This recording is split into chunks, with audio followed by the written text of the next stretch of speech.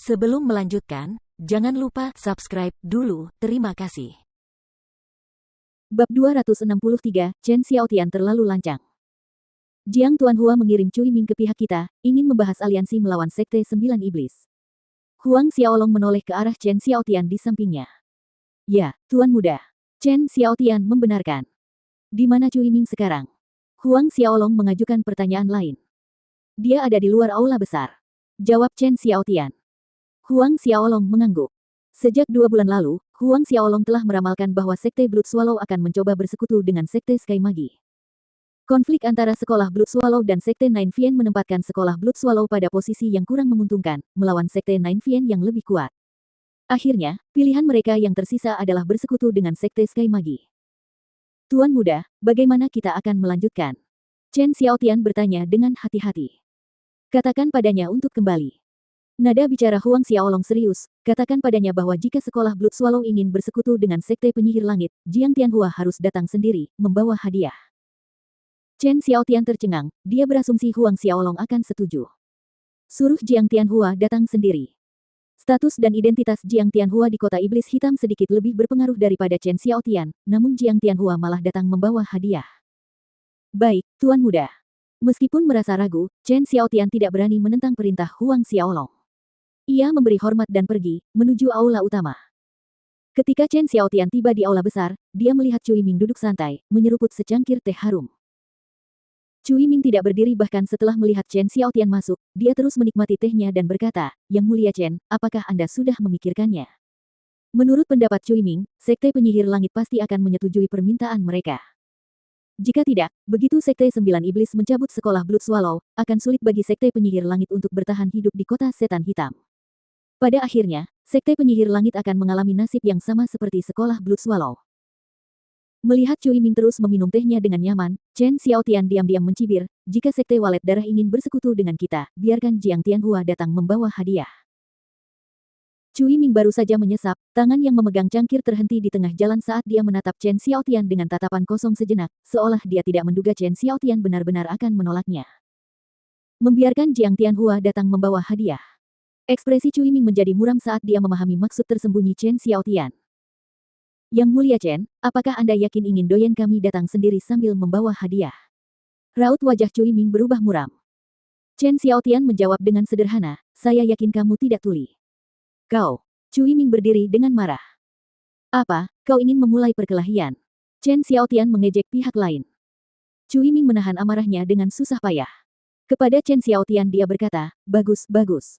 Aku akan kembali dan melaporkan kata-katamu yang sebenarnya kepada doyen kami. Penguasa Chen, aku harap kau tidak akan menyesali keputusanmu hari ini. Menyesal. Chen Xiaotian, kamu bisa pergi sekarang. Enyahlah. Wajah Cui Ming memerah, tetapi dia tidak mengucapkan sepatah kata pun lagi.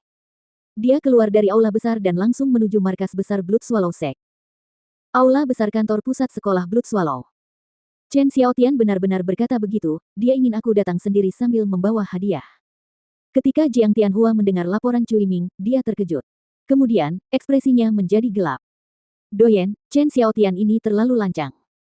Seorang tetua sekolah Blood Swallow kehilangan kesabarannya, seorang penguasa Sekte Sky Magi yang hina berani mengucapkan kata-kata yang kurang ajar seperti itu, menyuruh doyen kita untuk datang sendiri, membawa hadiah. Kita akan pergi sekarang dan pertama-tama memusnahkan Sekte Sky Magi terkutuk ini. Benar sekali, kita hancurkan mereka dulu. Tetua sekolah Blood Swallow lainnya menyuarakan kemarahan mereka. Cui Ming melangkah maju pada saat ini, doyen, akan mudah jika kita membasmi Chen Xiaotian dan mengambil alih Sekte Penyihir Langit. Setelah itu, kita akan cukup kuat untuk melawan Sekte Sembilan Iblis, bukankah itu membunuh 2 burung dengan 1 batu? Benar sekali, doyen, setelah menguasai Sekte Penyihir Langit, kita akan menghancurkan Sekte Sembilan Iblis, dan setelah itu, kota iblis hitam akan menjadi surga kita. Tetua sekolah walet darah lainnya menyuarakan dukungannya terhadap usulan Cui Ming. Jiang Tianhuan mengangkat tangannya, melambaikan tangan agar semua orang tenang. Ia mengamati kerumunan, berkata, menelan Sekte Penyihir Langit cepat atau lambat pasti akan terjadi, tetapi sekarang bukan saatnya. Fisik iblis mayat hidupnya belum mencapai tahap akhir. Sudah saatnya bagi Li Yunhua dan Liu Liang untuk kembali, bukan? Tanya Jiang Tianhua. Ya, doyen, tetua Liu Liang mengirim pesan sehari sebelum kemarin, mengatakan bahwa dalam sebulan lagi, mereka akan kembali dengan manik roh terkutuk dari domain kematian. Cui Ming melaporkan. Agar tidak menimbulkan kecurigaan Jiang Tianhua, Huang Xiaolong memerintahkan Liu Liang untuk mengirim berita kembali ke sekolah Blood Swallow dari waktu ke waktu. Mendengar ini, Jiang Tianhua mengangguk, biarkan Chen Xiaotian untuk sementara menikmati 2 bulan lagi hidupnya. Lalu, Doyen, apa yang harus kita lakukan sekarang?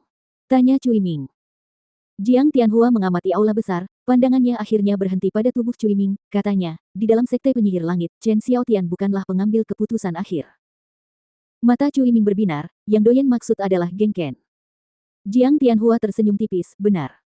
Ya, Doyen, saya tahu apa yang harus dilakukan. Jawab Cui Ming. Sambil membungkuk hormat, Cui Ming meninggalkan aula besar, menuju ke arah kediaman Geng Ken. Meskipun Doyen Jiang Tianhua tidak menjelaskan secara rinci, Cui Ming sudah memahami niatnya bersekutu dengan Geng Ken. Status dan pengaruh Geng Ken dalam sekte Sky Magi setara dengan Chen Xiaotian, jadi bergandengan tangan dengan Geng Ken akan mencapai hasil yang sama. Jika Geng Ken bersedia bekerja sama dengan Blood Swallow School, dilihat dari aspek yang berbeda, itu lebih menguntungkan daripada bekerja sama dengan Chen Xiaotian, karena hubungan antara dia dan Geng Ken selalu baik.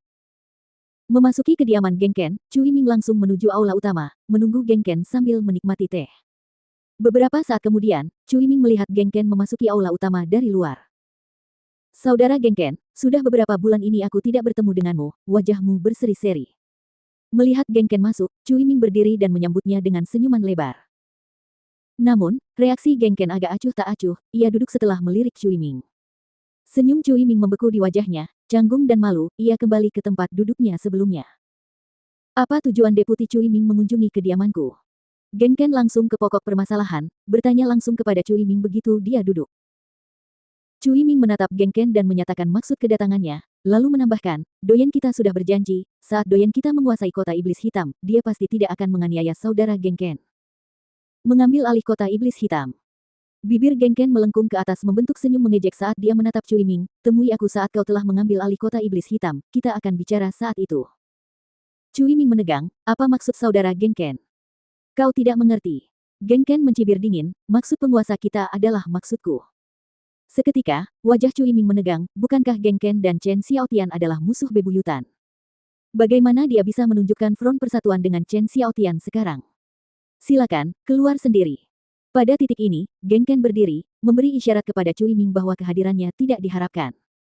Meskipun Geng Ken tidak menggunakan kata, enyahlah, seperti Chen Xiaotian, pada dasarnya, maknanya sama. Cui Ming berdiri, api berkobar dalam hatinya, namun pada akhirnya, dia tetap diam, meninggalkan istana Geng Ken. Markas besar Sekte Walet Darah. Apa katamu? Wajah Jiang Tianhua sangat muram mendengarkan laporan Cui Ming. Geng Ken berkata, Cui Ming ragu-ragu, maksud Chen Xiaotian adalah maksudnya.